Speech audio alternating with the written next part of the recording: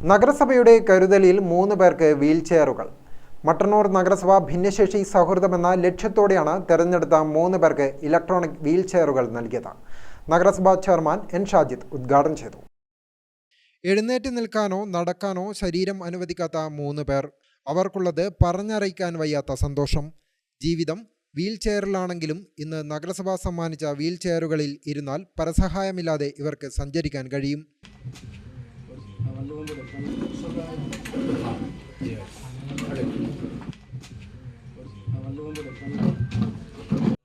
നമ്മുടെ വികസന പ്രവർത്തനങ്ങൾക്ക് ലഭിക്കുന്ന ഫണ്ട് എങ്ങനെയൊക്കെ വിനിയോഗം ചെയ്യണമെന്ന് സർക്കാർ കൃത്യമായ മാനദണ്ഡം പുറപ്പെടുവിച്ചുകൊണ്ട് നമ്മോട് പറയുന്നുണ്ട്. പക്ഷേ പലപ്പോഴും ആ മാനദണ്ഡങ്ങളൊന്നും പാലിക്കപ്പെടാൻ സാധിക്കാതെ കുറേ റോഡുകൾക്കും പാലങ്ങൾക്കും കെട്ടിടങ്ങൾക്കും വേണ്ടി ഫണ്ട് കൊടുക്കേണ്ടി വരുന്ന സാഹചര്യമാണ് ഉണ്ടാകുന്നത്.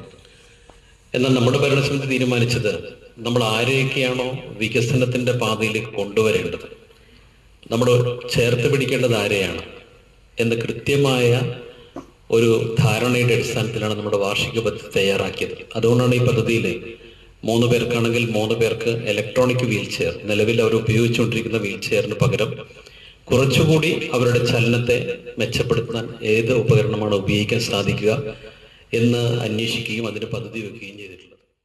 മട്ടന്നൂർ നഗരസഭ ജനകീയാസൂത്രണം 2024-25 വാർഷിക പദ്ധതിയിൽ ഉൾപ്പെടുത്തി 3,75,000 രൂപ ചെലവിലാണ് 3 ഇലക്ട്രോണിക് വീൽചെയറുകൾ വാങ്ങിയത്. ഇതിനായി അപേക്ഷകൾ സ്വീകരിച്ചാണ് ആളുകളെ തെരഞ്ഞെടുത്തത്. ചടങ്ങിൽ പി ശ്രീനാഥ് അധ്യക്ഷനായി. ICDS supervisor Deepa Thomas report അവതരണം നടത്തി. P Praseena, K Majeed, P Anitha, M Madhusoodanan, E Sreejesh, Rekha, Harindran എന്നിവർ സംസാരിച്ചു. ഗ്രാമിക ന്യൂസ്, മട്ടന്നൂർ.